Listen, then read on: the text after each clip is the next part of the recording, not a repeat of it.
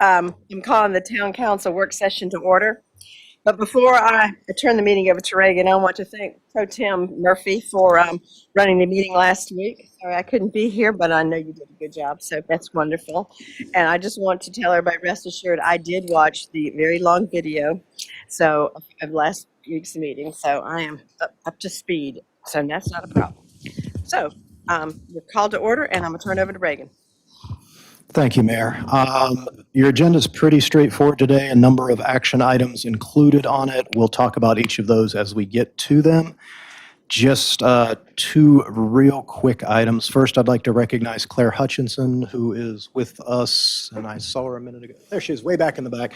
Claire's been with the town as a management intern, working with Jessica and through a number of departments for the summer, and she's getting ready to wrap up her time with us, and she's been extremely valuable on a number of initiatives we've been running internally. So this was her opportunity to come out and see council in action too, as this sort of a wrap up to her time with us. And thank you, Claire, for everything you've done, and it's been a pleasure having you around.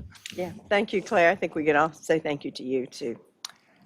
The other item is just for council's knowledge. Jessica and I will be at the same conference next Tuesday, so Chief Cameron will be in this seat or some semblance of this seat running you through your agenda meeting, just to give you that advance notice. And with that, I'll go ahead and turn it back over to you, Mayor, for the agenda. Can I add one more person who's here? We have a person here from the Leadership Academy. I'm going to give it a try. BJ Mawanoni, am I close? Okay, is here with the leadership group, which is always kind of fun to have people here from that Good. chamber group. Yeah, so welcome. Welcome. Very good. Okay, on the action items, the first is the approve or not approve the resolution 1075 supporting the National Registry of the Historic Place nomination. That was it was wonderful that we have been nominated for the West Southern Pines Primary School, also known as the West Southern Pines Center. I love how they said we can allow public comments. I love the word allow, but anyway, and we are the final step for approval. The letter was addressed to me, and if we don't respond, it's approved, but I feel like we should wholeheartedly say yes or wholeheartedly say no. I'm hoping you all will say yes to support the resolution, and it is supported by our own historic commission. So I'm looking for a motion from you all. Can you hear me? I'll make a motion that we approve the nomination for the historic site of the old school. Second. Oh, sorry, did you want a second? It was important you do second, probably. Okay, sorry. Aye. Very good. The next is AR, excuse me, 0823. This is the Southern Pines Golf Club cottages. I think you had lots of discussion at the last meeting, so I'm looking for the pleasure of the council on this one. I'm going to make a motion that we approve AR 0823 Southern Pines Golf Club cottages. Pleasure of the council. Nay. Bill? Oh, yes. Oh, that's right. Sorry. Okay, so aye. So we have 3-1, correct? That's been approved. Now we're looking at an ordinance 3002, amending the town's code of ordinances and fee schedule. First of all, I want to thank Tess for all the work that she does, and you make it very professional and very easy for us to read. So I'm looking for an approval on that one too.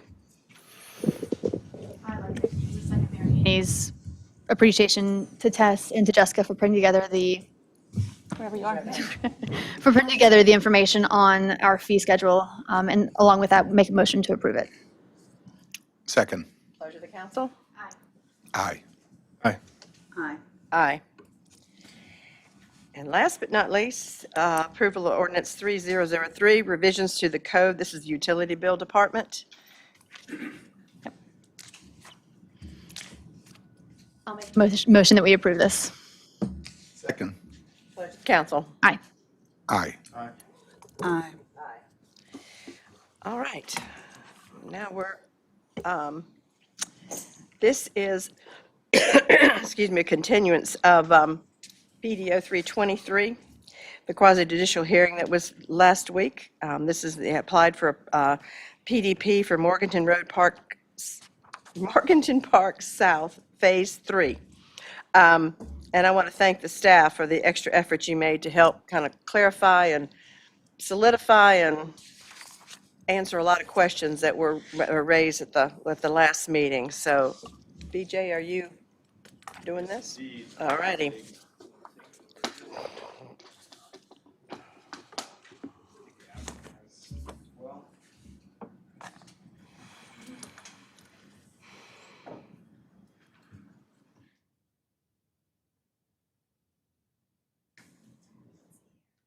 Good afternoon, Council. Good afternoon. Elena Millette, planner. So I'm here just to give you an update on version 4 that was mentioned in the staff report and to provide just a little bit of context of where we've been up until now. Starting first, we'll say with a bit of a version history, because at this point we've talked about a couple different versions, and I want to just make sure that we're all discussing the right version tonight before you, if you were to make any motions. So just for context, wanted to say back in June, we got the pre-application for this, and comments that were made at the technical review committee meeting were input into their version 1 that was submitted as part of their application back in July. Version 2 came from some requested modifications that staff asked of the applicant. Version 2 is what was in the staff report that you guys reviewed for today's meeting. So on August 24th, we had held the planning board preliminary forum. The comments are then the staff report for that. On the 31st of August, we had a deadline, an internal deadline for staff reports. And then, which is why for your regular meeting, you hadn't seen any comments for version 3, as that came in on September 7th. And that was specifically for the drive-through restaurant portion of the site. And you may have noticed too, for version 1 and version 2, I'm saying sites layouts because we're talking about 2 different sites within the same site layout for the entire PDP. So on September 12th, that's when we had our the regular meeting, and that was continued until today. And since then, staff worked with the authorized agent for the applicant, discussing version 4. And on September 20th, we received version 4. And the reason it's not in your staff report for today is because our internal deadline for that was the very next day at noon. So we didn't have enough time to review, but we have done so since then, and also discussed with the applicant very briefly. So just wanted to highlight some of the major changes between version 2, which was what was really the entire staff report was written on regarding that version. And just the main highlights here. So first, we are increasing, the applicant is proposing to increase the square footage of the drive-through restaurant about 450 square feet. And that impacts parking slightly. So parking, as it's shown on version 4 that was in your packet for today, the applicant looks at parking for both sites in their calculations. So they've got in version 2, they were doing 1 space per 222 square feet of both retail areas. And then for version 4, they did a 1 space per 213 for both retail spaces. So going from 468 to 490, but when staff review, we look at these as 2 separate sites because of the future conveyance of the smaller parcel. So looking at the wholesaler, their requirements in their CDP is 1 space per 250 square feet of building footage, 1 space in between, one space per 250 and 1 space per 200. So that's in between 407 and 509 spaces. And what they've proposed in version 4 is 457. So you can see I highlight them in green because they're good to go for the large retailer. No issues there, no consistency issues. And the changes that were made between V2 and V4, you can see highlighted in yellow there. There's just an addition surrounding the building, essentially. So for the drive-through restaurant, the requirements are the Morganton Road overlay, which has a min of 6 spaces and a max of 10 spaces. In version 2, they had proposed 32, and version 4, they're proposing 33. So still not compliant with the Morganton Road overlay, but that's, up for discussion. And you can see that the parking area has changed slightly. So other change that staff have noted were modified open space. So the open space for the entire planned development area has changed slightly. So I can see that there's a new turn lane added there exiting the fuel station area. We've also got there highlighted in green, just some modifications to where the open space is being located. And staff haven't asked the authorized agent whether or not the calculations have changed for open space. We don't believe that they have, but we'll let the applicant respond to that. And then we also noticed that on the edge of the version 2, there had been an existing tree line that was included, presumably to allow for an existing buffer in where that 20-foot buffer is required on Plan North. Again, that's an assumption, so we're not sure exactly why they were moved between version 2 and version 4. And then lastly, we noticed that there was a retaining wall that was included in the linear park between the buildings and the parkway. And that we did discuss with the applicant, and they said that they accidentally had removed the pedestrian connection between the large wholesaler and the linear park, and that they intend to have that included, but it wasn't included in the version 4 that staff had reviewed, and that you can see highlighted in version 2 there in blue. So, the last major change, and staff see this as a positive intent by the application to do shared parking. They modified the parking, the building frontage and sidewalk from version 2 to version 4 for the drive-through restaurant, and added some pedestrian connections through the parking lot for the large wholesaler in an intent to shared parking there. So in an update from our conversation in the regular meeting, we believe that the applicant has made an effort to show a common and shared parking design.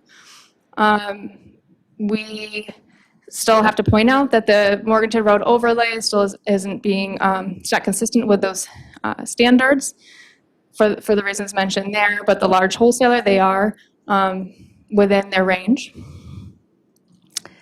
And the other thing, of course, that we thought was worrisome, but until discussing with the applicant, and of course you guys can ask them yourselves, is that pedestrian network is required between the developments in the linear park. It's written right in the CDP.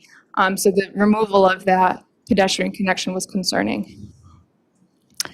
And staff have prepared an updated sheet, essentially, of recommended actions and motions, and I'll hand out and I'll add into the record as, I believe, Exhibit D. Yeah, Exhibit D. So here we go, and I got. But like just the regular package. I can't get any of it. That's why I had to have you do a motion. Table, and unless there's any questions for me, I'll pass the mic on to the authorized agent, Mr. Robert Kuntz. I'll have a problem over there. So I just have a question. You say the parking in version 4 is 490 as opposed to 468 in version 2, right? Is that right? Yeah, in version 2, it was, are you looking at the wholesaler exclusively? I'm writing down what you're saying. Right, okay, so version 2, exclusively for the wholesalers portion of the site, or their area is 436 was in version 2. 436. In version 4 was 457, an increase of 21 spaces. And yet in version 4, there's also a pedestrian walkway that was not available in version 2. Right, yep, that's shown there in blue on V4, that new connection that goes straight from the drive-through restaurant all the way to the front of the wholesaler. And the pedestrian walkway runs through the 468 parking spaces. Am I right? It goes through, yeah, the main section in the front, yeah, it cuts through that parking lot. And you have no safety concerns regarding that? Oh, well, there's certainly going to be concerns if you have pedestrians walking around traffic, but I know if BJ wanted to say a few words regarding pedestrian safety in the parking lot. I mean, anytime you're sharing parking, Right. and we asked them to make an attempt to share parking. I think two things might be getting a little bit mixed together here. Okay. This was the original design that had the drive-through restaurant out here. And the interest we had was in, if this is gonna be a parcel of its own, it's a separate site, so the shared parking is gonna be a way to achieve that. The change was made, you can see now there is, in the middle of this parking island right here, there's a pedestrian path that comes over here that then connects across here. And that's to facilitate shared parking, so this is less over the Morganton Road overlay than it was before, less in excess than it was before. And so they made this effort to share parking so that maybe people wanting to park and go to this drive-through restaurant can park in this area and more safely get across here and here. I'm not gonna make a comment about safely or unsafely, but I'm gonna say this is an attempt to make it more, to be able to do that more safely because it'll be demarcated. And then the other issue is that you notice in this is version 2, there was a pedestrian path that went from the linear park over to here to get into BJ's, to connect right across here to the sidewalk right here. And in version 4, that was gone, and there's a retaining wall added right here. We did call the applicant just today and confirmed that their statement was that that was an inadvertent, it was a mistake, it was probably just a layer that gets turned on or off in CAD. And so part of what we have in front of you with findings of fact and conditions is the requirement that be added back in so that it is the direct connection. Because we were speculating, purely speculating, that for this version, that the assumption was that pedestrians would now come down here, over here. So anybody wanting to access it this way, that's not the case. So by putting it back in, by requiring it to get put back in, we're satisfied that is met. I don't want to go so far, especially in an evidentiary hearing, to speculate on the overall safety of this, but there are a lot of commercial designs out there where they have to mix people and parking, and there are inherent safety concerns. But with these areas being demarcated the way they are here, it's better than it was before as an opportunity to share parking. So talk to me about the overlay and what amount of parking would need to be, what would parking need to be reduced to in order to comply with the Morganton Road overlay? So the Morganton Road overlay for a big box retailer, they are within the range for the parking for the big box retailer. The challenge is that with a drive-through restaurant, the parking is pretty restrictive in the Morganton Road overlay, and it would be with the building being 2,500 feet, correct me on the exact details, the building being 2,500 feet, the current parking requirement under the Morganton Road overlay, which still applies here, better or worse, whether it's dismissed or not dismissed, we have to deal with it. It's a layer that exists. The parking is 10 spaces, it's the maximum. 10 is the maximum, yeah, for the retailer. And just want to kind of clarify that in the CDP, the applicant, or back when it was approved, the large wholesale type retail stores were allowed to deviate from the Morganton Road overlay. That was directly written into their CDP. So that's why they get to have that range that they've proposed, that what was it, 407 to 509 spaces. Whereas the small retails had to comply with the UDO, and having to comply with the UDO means they have to comply with the Morganton Road overlay unless a deviation is granted. And the old CDP that was approved 2 years ago? 2021. It was 2021, I believe. It was the old council that approved that. Well, some of us were. Yeah, Valid development approval for the Right. for the Right. site. And we'll, okay. So if we were looking at the entire project together as one, which I understand Elena said we're looking at them as separate because they could be separated, but if it were all one, the total parking is still under what they're allowed? just the big ones. Yeah, for just the big box. Is there a reason that we need to look at it separate? You may have already said it, I apologize. Mainly because the CDP doesn't exclusively say what the acceptable range is for small retail. They defer to the UDO for that, and the UDO has these standards. And so it just wasn't explicit in the CDP. Okay. And we understand that the lot will be conveyed, so it has to essentially operate. And we have to look at it as a standalone. Okay. For that reason. Yeah, we don't usually take all parking requirements for different vegetable uses, throw them into a bin, shake them up, and average them out. We look at them based on each one, because some are higher and some are lower. Yeah. And then we calculate them out based on that. The other thing is the applicant has shown what appear to be on multiple versions of this document. This PDP did not include with it a subdivision plat, but we see multiple versions that appear to show demarcations between this. We also received from the applicant's technical representative another diagram as part of the application that shows a line around it. So we're just kind of looking at it like, hey, this we need to operate on the assumption that this is going to be minor subdivision. It just seems like we're in a tricky situation because we are saying to show shared parking, which I see that they've made an attempt to do so, while also saying we're going to divide it up and look at it separately. So I'm just trying to make sure that we're making the right call, because I don't think adding parking to the large store and then reducing it to the other store and making it more of a one big sea of parking is going to improve the application. So I just want to make sure that, I guess I'm trying to use common sense along with the regulations we've got in place.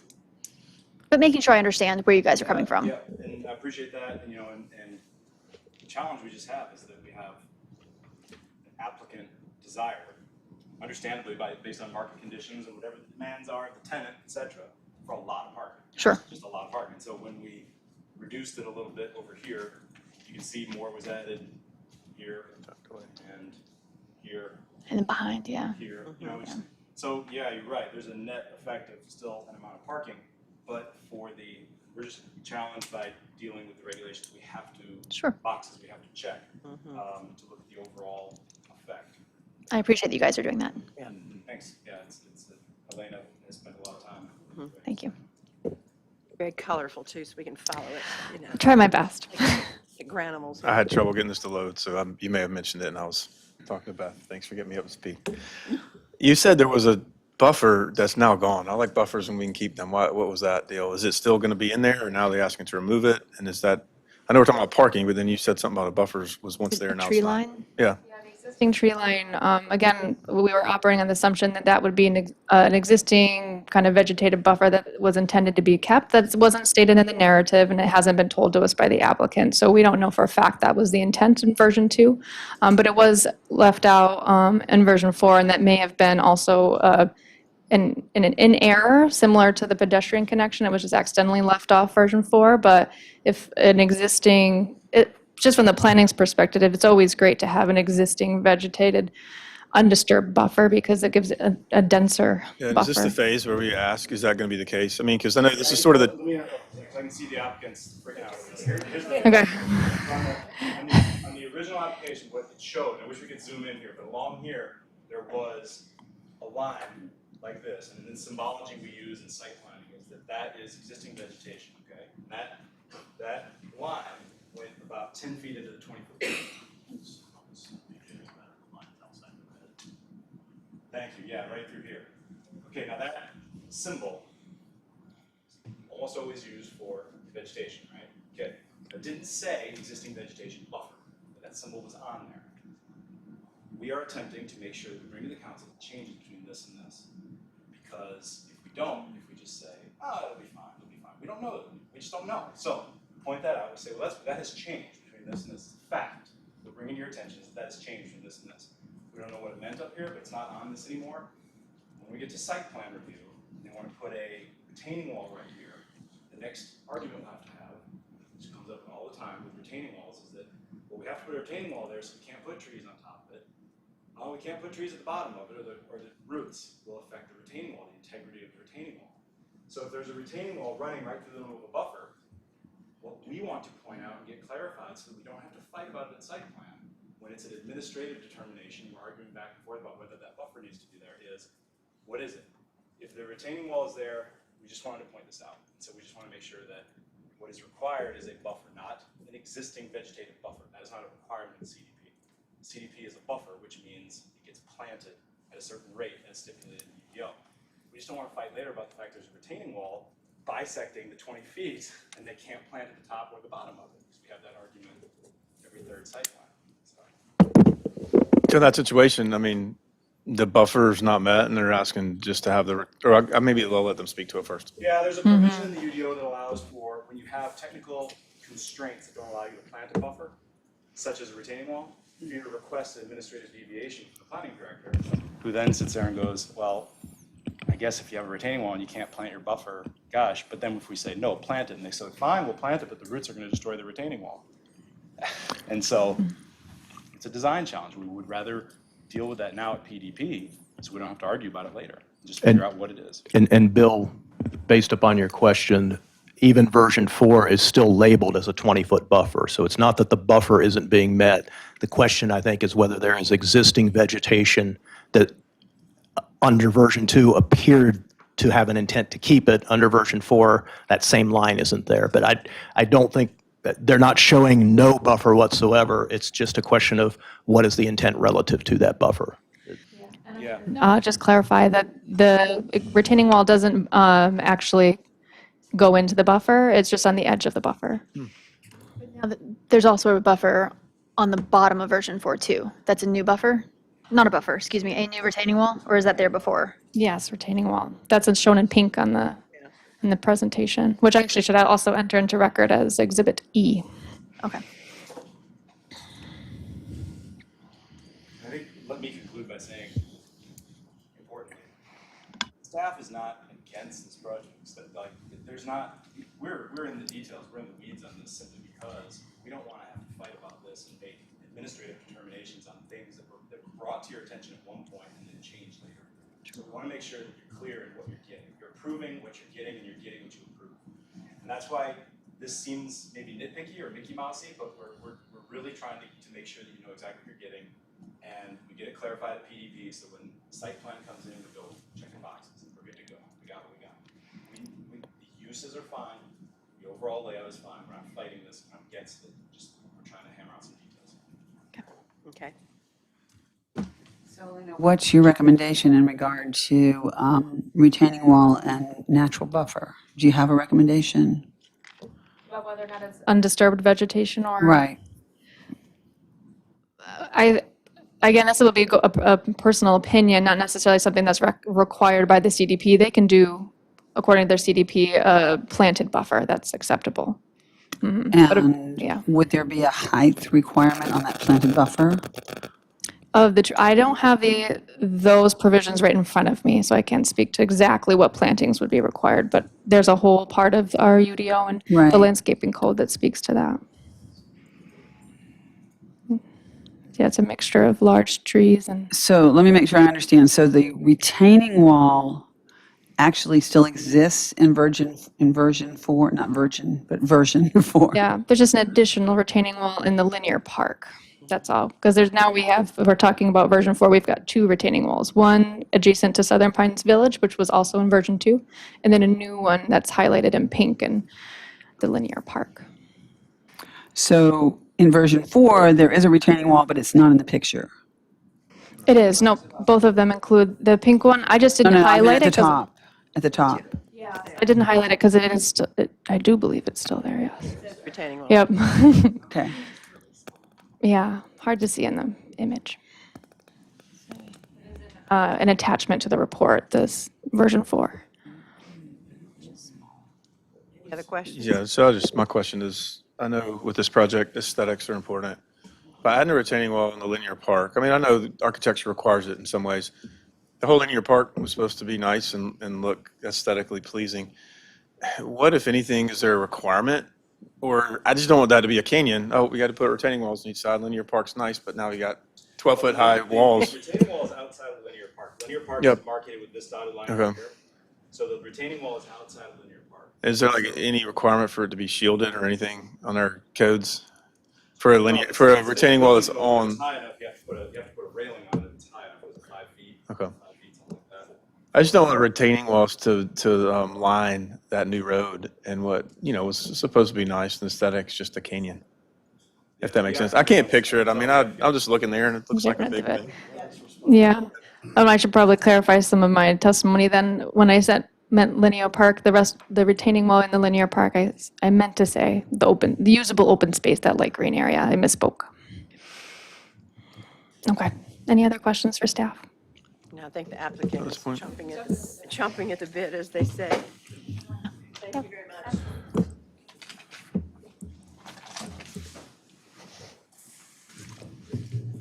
Another chair for Bill. We're going to bring up a third chair. That's fine. Thank you very much. Good afternoon, Mayor Hensley, Mayor Pro Tem Murphy, members of the Town Council. My name is Bill Bryan. I'm an attorney for the applicant Midland Atlantic Properties. I'm Carol Haney, not Hensley. I'm sorry, Carol There's Haney. a lot of difference in this community. Just thought I'd point that out. My apologies, my apologies, my apologies. We've been retained, our office is at 700 West Main Street, Durham, Morningstar Law Group. We've been retained to represent the applicant Midland Atlantic for the remainder of this hearing on this request for the approval of the PDP for Morgan Park South Phase 3. You've already heard testimony and received exhibits for this PDP application from the town staff and the applicant's witnesses at the first night of the hearing. And since Mayor Haney has had an opportunity to review the record, we're not going to go over what we've already been over. We're going to pick up where we left off on September 12th. Of course, if you have any questions, need any clarification of the evidence which previously was submitted, let us know. The technical witnesses who presented testimony on September 12th are all here today. Although Mr. Silverman could not be here, the applicant's representative, Mr. Bill Mees, is here on behalf of the applicant if you have any questions for the applicant. As a matter of housekeeping, and I don't know, this may have already been done, I want to ask for the record that all materials referred to or used by the witnesses are included, including the staff report and the exhibits in our application materials. And all of the materials referred to are submitted to the council on September 12th or this afternoon, be entered into the record, and judicial notice be taken of the UDO and all of the adopted plans of the town of Southern Pines. Additionally, on September 12th, we offered expert testimony from several witnesses, and we will be offering further expert testimony today. The experts were Mr. Kuntz, Mr. Travis Fluitt, Mr. Tim Carpenter, all three of whom are here. They are each an expert in their field and are competent to give expert testimony pursuant to NCGS 162-1402J3. And for the record, we're formally tendering them as expert witnesses. So as noted, this is a PDP for Phase 3 of Morgan Park South. You previously have approved the PDPs for Phases 1 and 2. The standards are set forth in 2.18.5H of the town as a UDO. And our obligation here is to provide substantial, competent, and material evidence that the application meets those criteria for approval. And if we do so, and there is no competent evidence to the contrary, then we're entitled to approval of the application.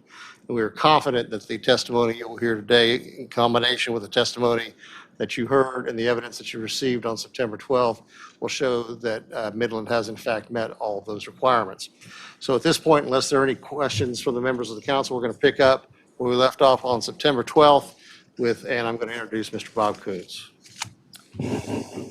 Thank you, Bill. Bob Kuntz with Kuntz Jones Design. And we were the designers of the project, as we discussed last time.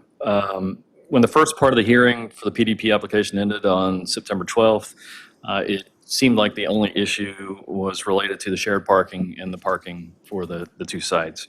What I'd like to do is walk through a quick presentation of the information that Elena presented, looking at those modifications as she discussed. And Will, I don't know how we're keeping track of exhibits, but whatever the next exhibit is, this is it. F, I think. Is it F? I think exhibit F.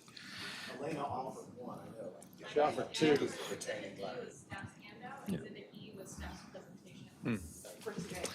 For today, right. So this is F.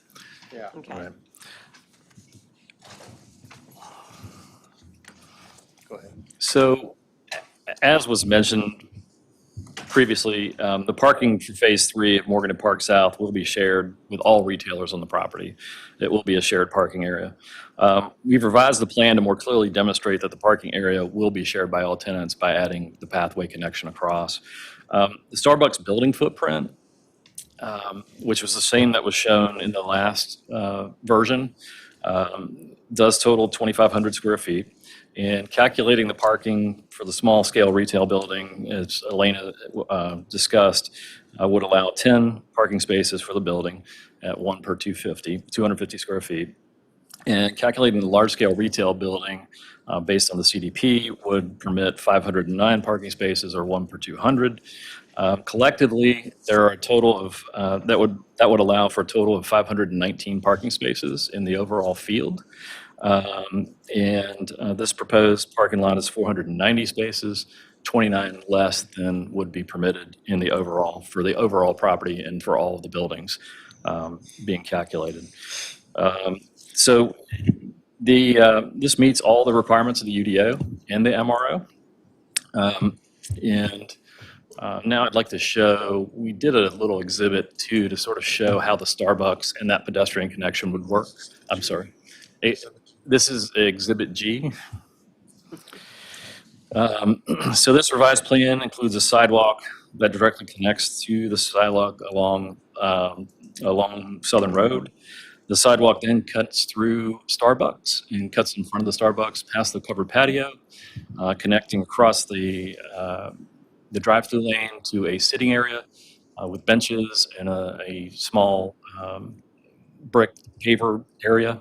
And then that pathway connects across, again, with a brick area to delineate it and to make it safer and notify the drivers and the vehicles that there is a connection there and pedestrians would be there. And then it goes on and connects back to the BJ or the wholesale retailers, the wholesale retail store. This pathway connects all the way from Southern Road and interconnects the entire shared parking area and with a shared path. New design adjustment will be clearly emphasize and encourage the shared nature of the parking and for all users of the property. So it really connects the entirety of the piece. Also, in our research, we looked through and through the previous Morgan and Park approvals. These were the numbers that were included in all of the previous approvals that have been part of the Morganton Road overlay area. This includes the north side and the south side. So there's been a deviation for parking in all of those, in each of the projects that have been included in the Morganton Road overlay district. So you can see there the numbers. Lowe's Foods in particular. And this would be Exhibit H. So looking at this is Lowe's Foods. You can see the Lowe's Foods Shopping Center, and then the Pavilion, which is where Char Bar is located, and then Sandhills Pediatrics, Pinehurst Medical Surgical, Phase 1 and 2, and then the Morgan and Park South Phase 1 project, which is the Target Shopping Center. So looking at all those ratios, we're well within the confines. Mr. Coos, let me ask you a real quick question. The staff's testimony that the reason they're looking at we have a disagreement with the staff, do we not? That we view this as one shared field of parking and the staff views it as two different parking lots. And the staff seem to be focused on the potential for subdivision of this property. Can you describe what the plan for that is? Excellent. Could I allow Mr. Meese? Yes, Mr. Meese, you want to answer that question? Bill Meese with Midland Atlantic Properties, 8044 Montgomery Road, Cincinnati, Ohio. Certainly, we do look at this as one shopping center, just as we did the Target Center across the street, which consists of different parking areas and drive aisles and landscape aisles that would give the appearance that there are different parking pods. But this is no different than the way that we are looking at the Phase 1 portion of the project. Yes, there was a line drawn around the Starbucks building because I also have to work on a lease with each of our tenants, and that would be the ground lease line that tenant would lease from us. So we may subdivide because tenants like to pay their tax bill separately and directly. So it may be subdivided, but there would always be the potential and opportunity for parking wherever need be. So we're looking at this as one parking field. We understand that there Morganton Road overlay and then the UDO other section that deals with the larger scale would require you to calculate parking for those two different areas different ways, the way your code is set up. But we're looking at this as one shopping center. And Mr. Meese, could you talk a little bit about The intent of subdividing is not to convey the parcels to the individual. No, they're both tenants of ours, and we would own both of You them. would continue to retain ownership, is that correct? Likely, yes.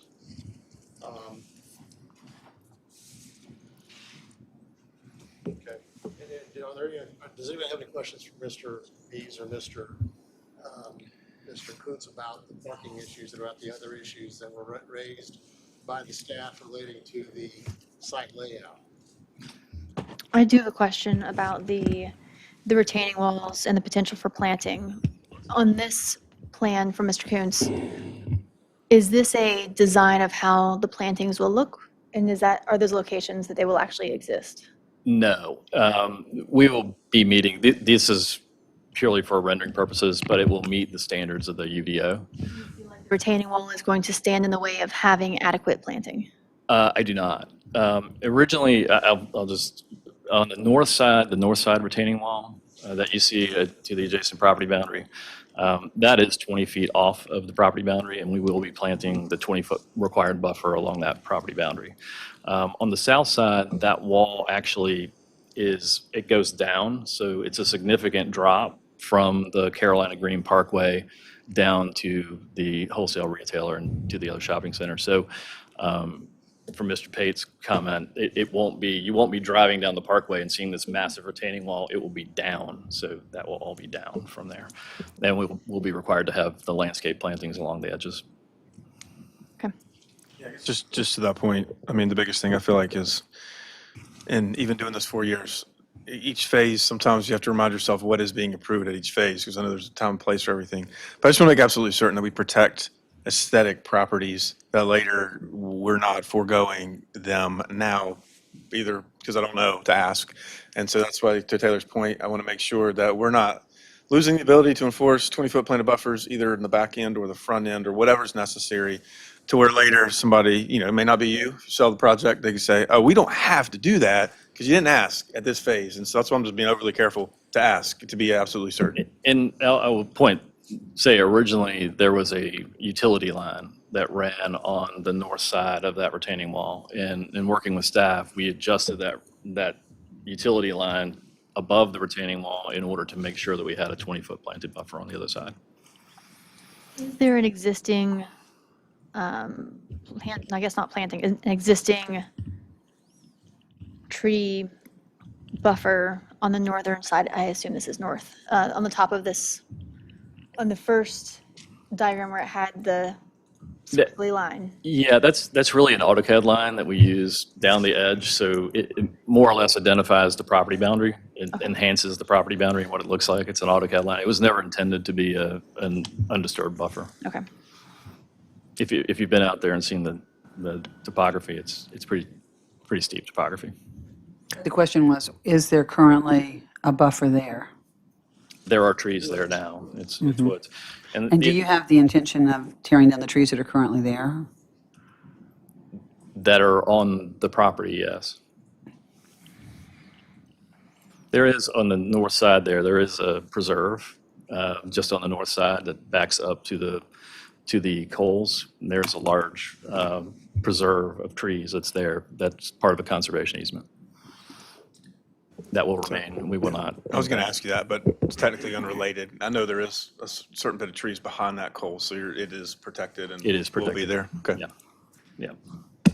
I have a quick question for Mr. Mees, and to be clear, I have less concern relative to this item and this particular site plan and project, but to be fair to any future projects where it may be a concern, you had mentioned that the intent at this time is certainly not to transfer what we're calling the Starbucks land, Starbucks parcel. I'm going to use the term parcel just for purposes. It could be. But it could be. Could be. Right. And given that, is there any intent to deed restrict or otherwise encumber that eventual parcel to ensure the shared parking arrangement? And again, I'm less concerned with that given your overall total parking numbers here, but we have a local instance of a lot that was utilized for shared parking through a couple of developments, and when it switched hands, all that shared parking went away, and it's been a little bit of a problem. So I'm just simply asking the question of, in the event that you were to parcel that off, if there is an intent to at least require a continued sharing and thou shall not tow a car away because you're not buying coffee at the time or something. Sure, but great question. Yes, we often have to put into place some type of an REA, a reciprocal easement agreement, or a declaration that will speak to many things. As you can see, as it drives, we refer to the driveway that comes east-west as Drive 1, that's farther south, and Drive 2 to the north behind Coles. So each of those drives coming in, and then the shared drive that runs north-south, those are common drives. There'll be some common other utilities, common stormwater, and the document will speak to who's maintaining those items, how costs are shared for those items. So we will have a very common type of declaration that will go into place. So we'll speak to all of those items. So, Do we have to put that in this motion, that they will do that in the future if ever subdivision happens, or will it happen I think it- to make absolutely certain in the future that there isn't discrepancy? I think for it's a what you great just said? idea to have it be a condition, because they're just indicated there's going to be a possibility of Something we can passing that. do. And BJ, I think that's the type of declaration we could review at such time of a subdivision plat that would allow for the transfer of the So parcel. it'll be time to review, okay, that's fine. Why not make it a condition at this point? What's the disadvantage of that? Why not avoid the fight later on down the road? If you have an REA that moves with the property regardless, so there's a covenant that rides with the property, and that's clear, and we're all clear about it, and it's something we're not going to argue about, or a new council's not going to have to deal with. Yeah, sure. Yes. Yes. Yes. We can live with that. And then also the rules as to maintenance on the property would ride with the property. It would move with the property. Is that correct? In other words, if it's taken over by a new tenant and there has been a responsibility on the part of Starbucks that they're to take care of whatever natural resources there are, would that also move by contract, by your understanding, to the new tenant? And would you make that a condition? Would you be willing to make that a condition?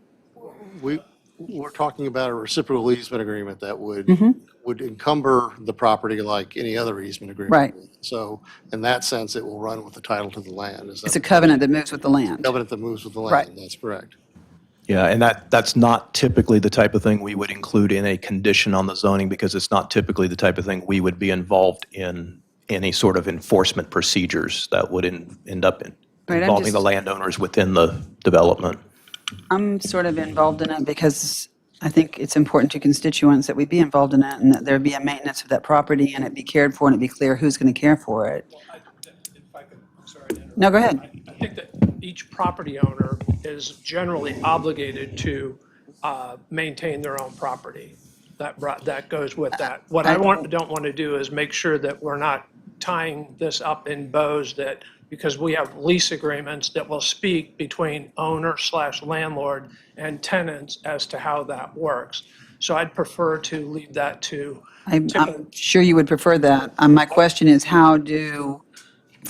sit in my seat for a minute, how do I protect my you constituents? protect your constituents, that each property owner has an obligation to maintain their land. And They don't have the ability to go back in and sue Well, those property owners if they don't do it. We actually set codes relative to nuisance and other things where if it got to a point, we would be involved, but we typically are Yeah, it not becomes a involved responsibility, between right. tenants and landlords, and that would be a level that we typically would not get involved through deed restrictions, homeowners association documents, anything along those lines. At the risk of being overly lawyerly, I don't think you have the authority to do that under your code or under the state statutes. But what you do have the authority to do is what Mr.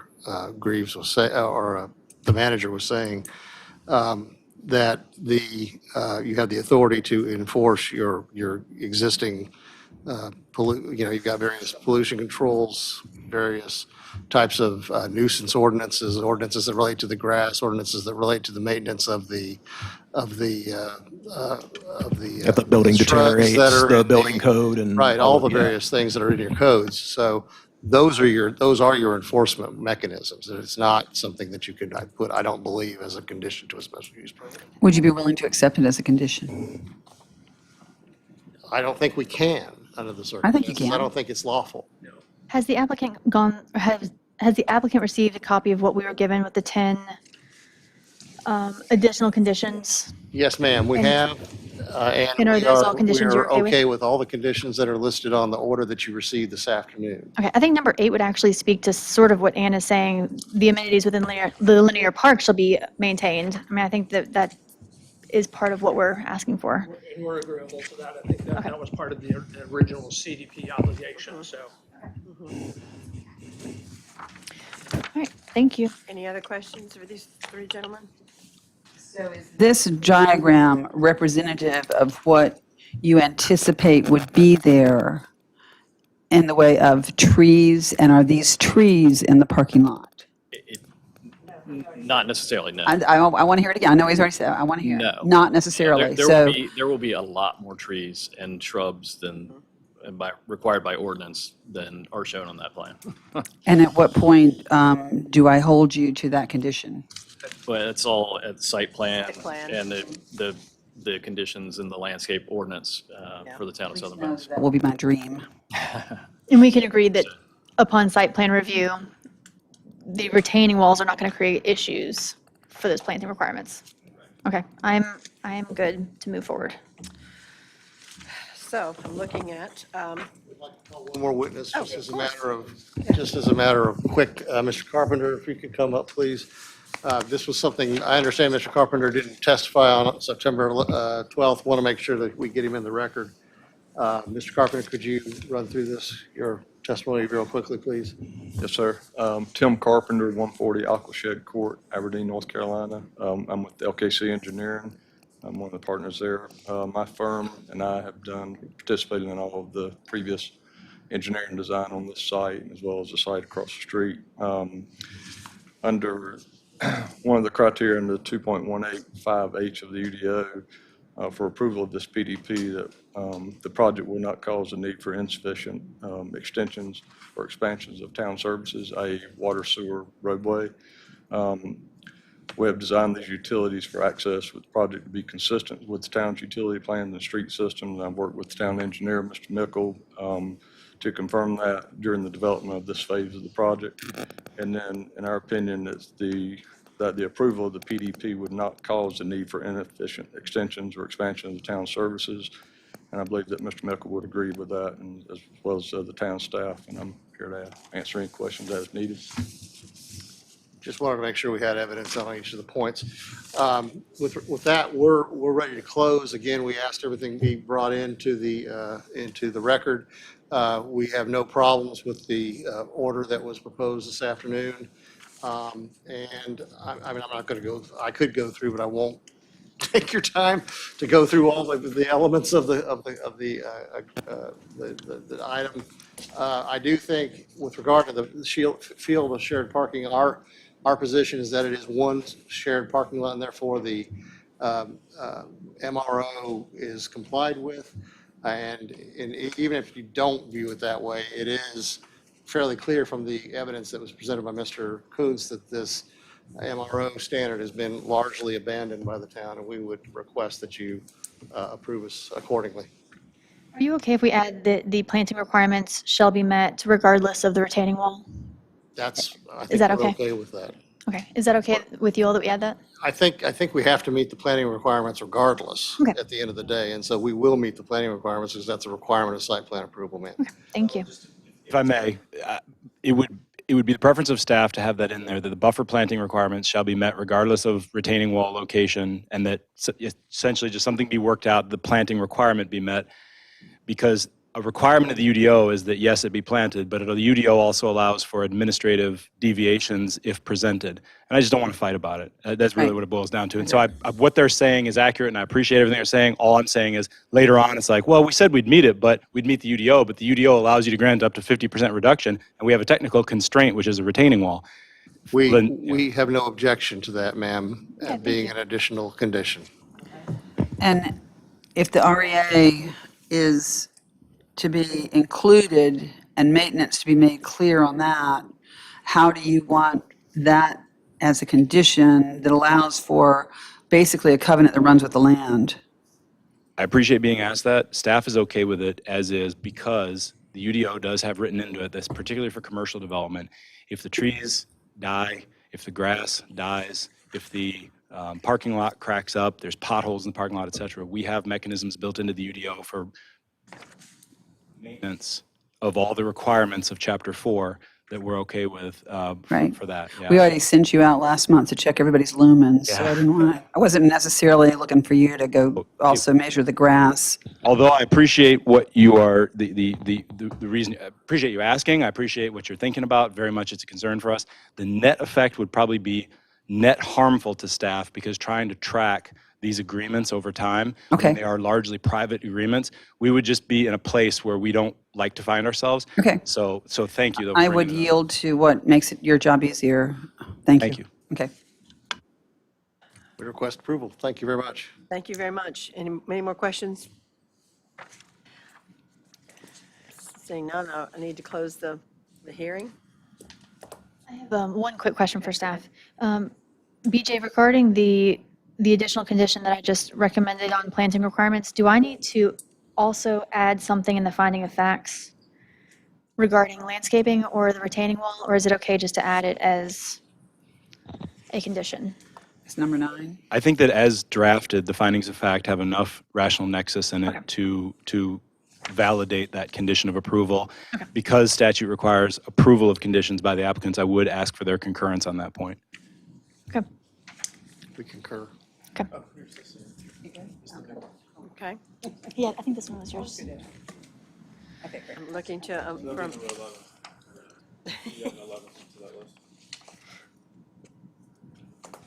So instead of adding 11, I was going to, in the the approval process, add the additional condition there. It's up to staff on how to move. Is that okay? Okay. Make a motion to close. A second. Aye. now I'm looking for the pleasure of the council. I For the have it. preliminary development plan, we need a vote, and how do we just go through What is each? this exhibit? Oh, gosh, where are we? I? The finding of fact that was given to us? Aye. Okay, Elena, what do you want to say?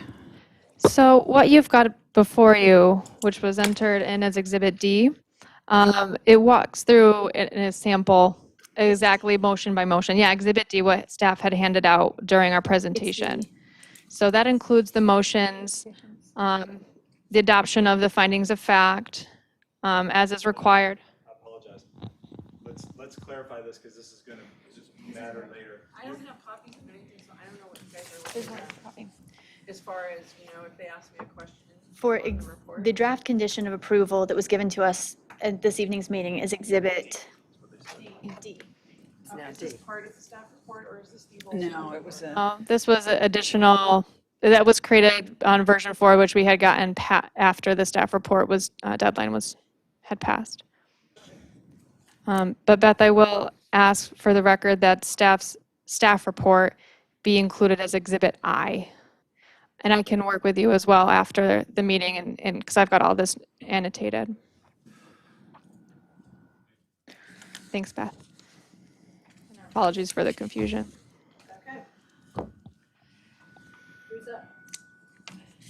Pleasure of the council on this one.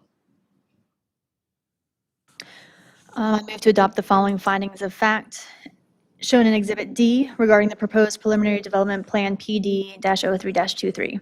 The town council finds the application is complete and the facts submitted are relevant to the case because the request for preliminary development plan approval has met the specified submittal requirements as required in the town of Southern Pines UDO appendices. The applicants have submitted adequate evidence addressing criteria for the preliminary development plan, and the evidence submitted was sworn testimony by qualified experts or provided through substantiated documentation. I further move, do I need a vote on that or just move on? Okay. Yes, do a vote on that? Do we have to go through each one? No. Move to adopt the following finding of fact regarding the proposed preliminary development plan PD-03-23, 1 through 4, as shown in Exhibit D. And I move to approve the preliminary development plan PD 0323 with the following additional conditions 1 through 10, as seen in Exhibit D. Pleasure of the council. Aye. Aye. Am I missing the point at which I add the extra one? You were going to do it as a condition to the motion at the end, I thought you said. Okay. They said they didn't really have to do that one because it was tightened up in all this. Retaining wall, is that what you want to do? You were going to do like, I move to that number 3, approve and with then following I- conditions. I move to approve the preliminary development plan PD-03-23 with the following additional condition. The applicant shall meet all planting requirements of our UDO regardless of retaining wall location or technical restraints. Second. Pleasure of the council. Aye. Aye. Aye. For how messy that was. Yes. Ladies and gentlemen. Tell John we said hello. We'll do so. Thank you all. Okay.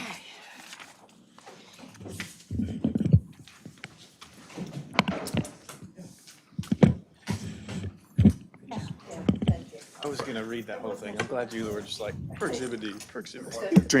Yeah. So Right. next on our agenda is the contract for the waste, and I think get this straightened out since my phone still rings about trash. Yeah, the only purpose this afternoon, and Chief Cameron's with us if there's any questions, but he and Mac have been working back and forth with representatives from Meridian. We have a contract with many, many exhibits, and I believe it's well over 100 pages when it's all said and done, that is currently under review by Meridian's legal team. Our intent and hope would be to have that in front of you in October for approval. Nothing has changed relative to what has been reported as far as pricing and all of those things. The only question that really I have of council this afternoon, and I think I know the answer, but I don't wish to assume the answer. If we can get this adopted in October, Meridian is developing a plan or has developed a plan to be able to take over the contract on July 1, which would allow us to do our normal budgeting process. It would allow us to go ahead and let GFL release, and because they're only going to be so incentivized with knowing the contract's going to end. If that is council's desire, then we'll make sure that those final documents reference a July 1 start date versus a January of 2025. But did need to run that by you, and I'll ask Mike if he has anything to add. In concept, both parties are currently agreed to the July start date. We have several details before that happens to work that out. Their big issue is they want enough time so they can order their equipment and their trucks before they commit. So as I've told you the entire time, we put the timetable back on you guys. But right now we're waiting on Meridian. When they say we're good with the contract, spoke with them last time Saturday. I'm probably going to have a conference call tonight with them again. So we are getting closer, but I don't have that final document in front of me. So the question is, working towards July is okay if we can work that out. And have we talked to GFL about ending their contract early? GFL is aware of that. We have not had that official discussion, but they're aware. And there is a clause to get out of the contract early if we choose to do so. That would come back before you, obviously, if we did that. Doesn't create any financial penalties or expense on our part. And then that may get to my next question. Sounds great, sure. The sooner we can start, the better. However, is GFL playing nice enough that what if we get to like June 30th and Meridian's like, it's not ready, we can't go? I just want to make sure we're never in a crisis scenario where for a month we have no trash. Obviously, we can't predict the future, but I will tell you, to this point, GFL, from an administrative standpoint, dealing with their administrative staff, has played nice with us, even though they are still dealing with us like they always have. So from an administrative I standpoint. mean, hopefully that doesn't happen. I don't want us to be in a situation where GFL's like, no, it's July 1, we're not there, and Meridian's like, we can't get there yet, and we're like, oh no. We're having those discussions Okay, as well. thank We you. don't want that situation We- either, and it's why, and again, Meridian is large enough, and they're in multiple states, that we're asking those questions about what is your capacity come July 1. Okay. So Thank you. Thanks for your work on that. 5-year contract, renewable for another 5 years. If we move it from January to July, everything shifts forward. All we're asking, if we work out these details, we would just, the date of the contract wouldn't say January, it'd say July. I appreciate you That's the trying to work only, through that. right now, that is the only difference. Okay. Very good. Thank you. Anybody, any other questions? All right. We now are at the roundtable discussion part of our agenda. So I'm interested in, I think Bill and Taylor were both at the Longleaf meeting.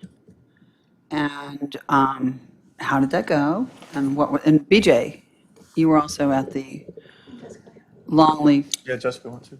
And Jessica was there, okay. Any updates, anything that we need to be cognizant of as?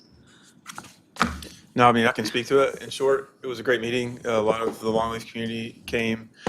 And basically, we just talked through the process. I think there was a lot of misunderstanding about where we were in the process. We confirmed it's very, very preliminary and that nowhere near point of no return by a long way. And that short of seeing some development of architectural drawing, we have nothing to show them because there's nothing existing.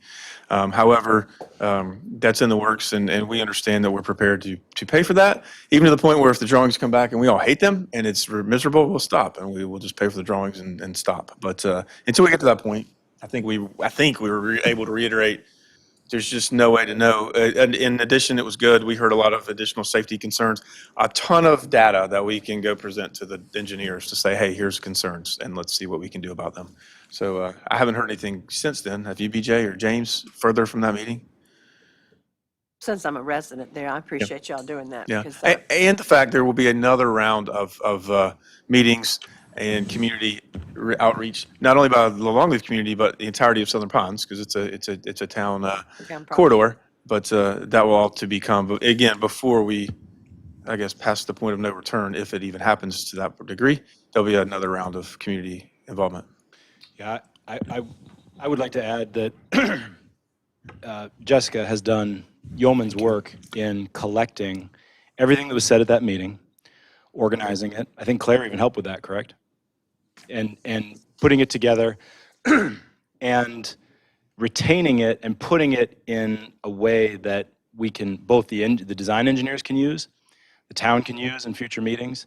It can create a basis for creating a website to communicate with the Longleaf community, because that was a big outcome of the meeting, was the importance of communicating even on small things, because this road is important to everyone. And so I really just want to pass along kudos to Jessica, but it's also relevant to what you're asking about, which is we've very well documented it all, very well put it together. And what is this, if I may, to hand it over to you, what's the status on the website we're going to do for information?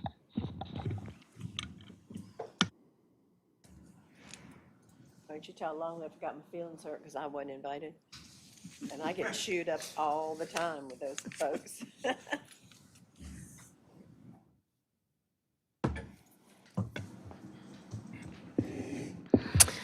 Yes, as BJ mentioned, I've been working on putting a number of documents together that would be appropriate to put on the website that help explain the process, help educate where we're at, give some good background and that type of thing.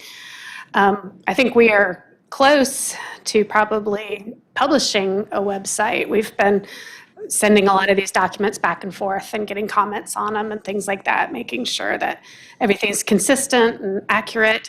I believe James is about at the point of executing a contract with the consulting engineer for that. So that is something that we promised that we would also put on the website.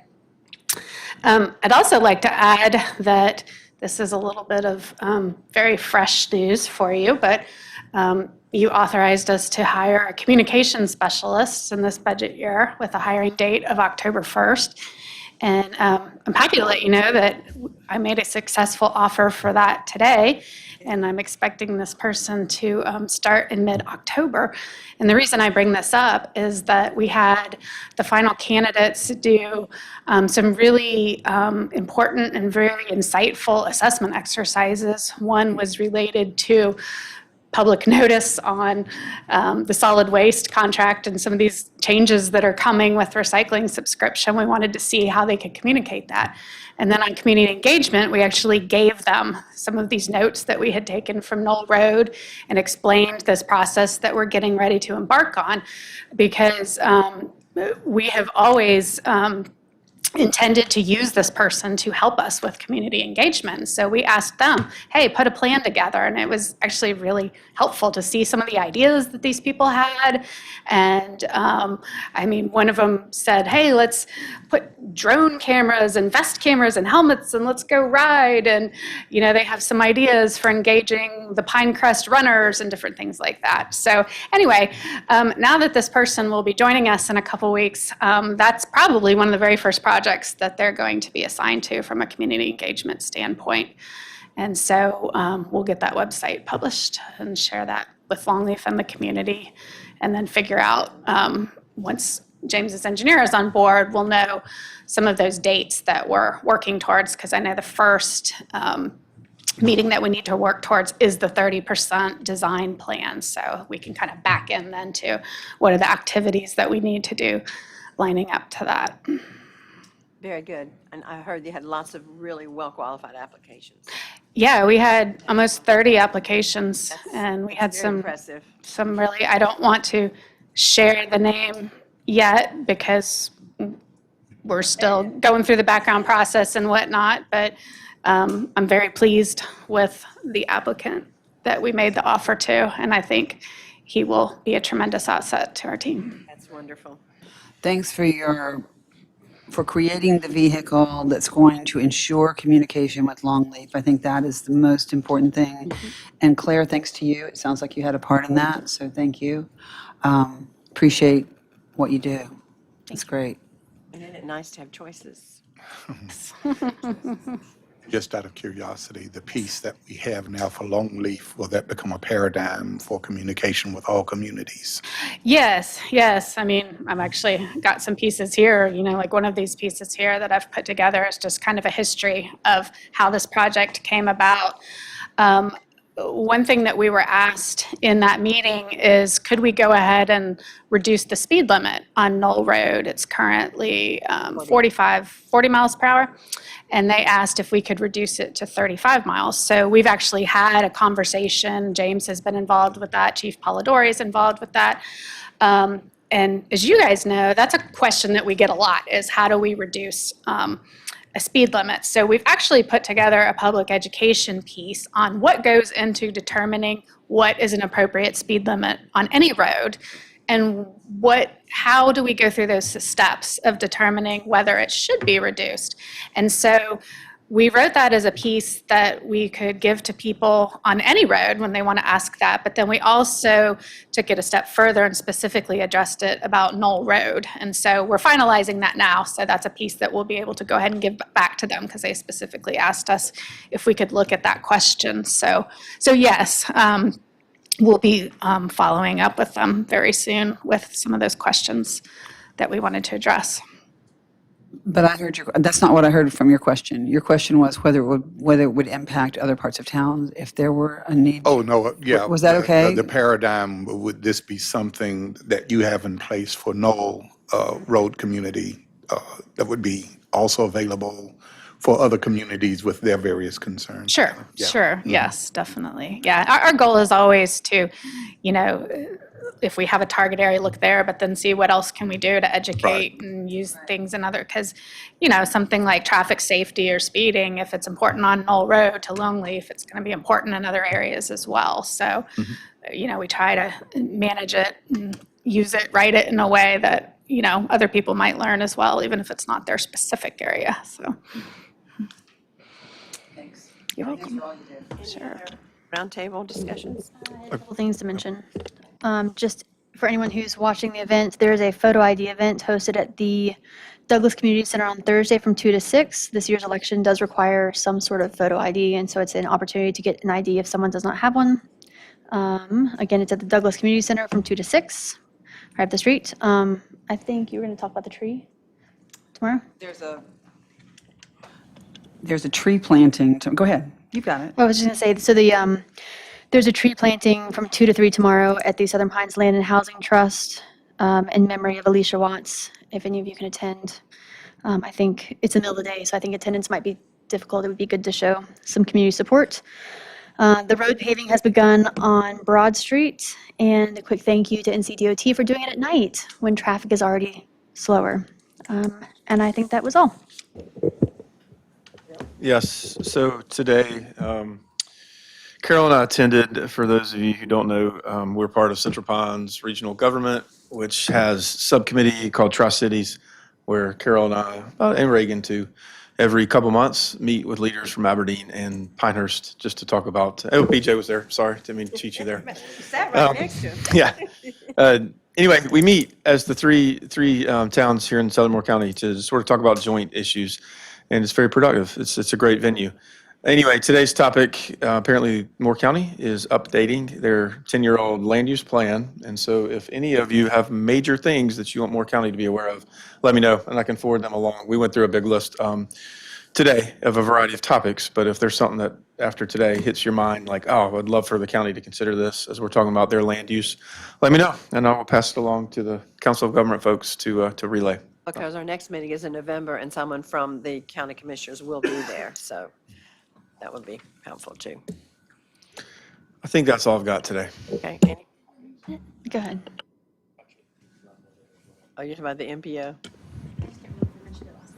No, because, No. no, the meeting was post last meeting, so. Yeah, so the forming MPO group met a week ago Thursday, I believe. And the ongoing conversation, if you read the article in the pilot, is around whether or not to include a weighted vote amongst the options of the memorandum of understanding. There is a meeting scheduled for 10 a.m. this Friday where that topic is supposed to be wrapped up. As it stands right now, Southern Pines, Aberdeen, Pinehurst, and I'm told as of late last week, Pine Bluff, are all on board with the MOU as it is currently drafted, which includes a weighted vote provision. You may recall, or you may not, that the MOU requires under Federal Highway Administration law that 75 entities representing 75% of the population of the mandatory boundaries laid out by Federal Highway Administration must be in support of the Memorandum of Understanding, in addition to the largest populated municipality. In our case right now, that is Pinehurst. So it takes Pinehurst to be in agreement, and it takes some number of other entities that get to 75%, which by definition must include Southern Pines because we represent 26% of the population. So if we say no, they get to 74%. So Southern Pines and Pinehurst must agree to an MOU. As it stands right now, it looks like an MOU, or I expect an MOU will come back to the council in October for final vote, and I anticipate that that will include a weighted vote provision, subject to the conversations Taylor will be party to on Friday. What did I miss in all of that? I was only going to say that as representatives at the MPO, Ann and I, there are some things that we can vote on at the MPO meetings, but acronyms. But the MOU, the Memorandum of Understanding, is something that the entire document will come back to our council to review before it's approved. That was all. So I think that we'll expect to see that within the next, hopefully before next week. And we did get a name change. Did we get an official name change? I think in the end, we did get a name change, yeah. What is our official name? I hate you asked me that, but. Sandhills, I think it's just now the Sandhills Metropolitan Planning Organization, SMPO. We dropped any vowels. Yeah, right, good. That works. Thank you for representing the fact that that was politically incorrect to go where they were trying to go. Well, I appreciate that there were many people on the MPO group that agreed that it needed to be changed, so glad we moved forward. Thrown out there in a casual manner before. It wasn't an official, this is what our Yeah. name needs to be, so it needed to be an official name. Yeah. So. We're moving forward, so it's good. Anything else? All righty, I need a motion to adjourn. I move to adjourn. I'll second. Have a good evening.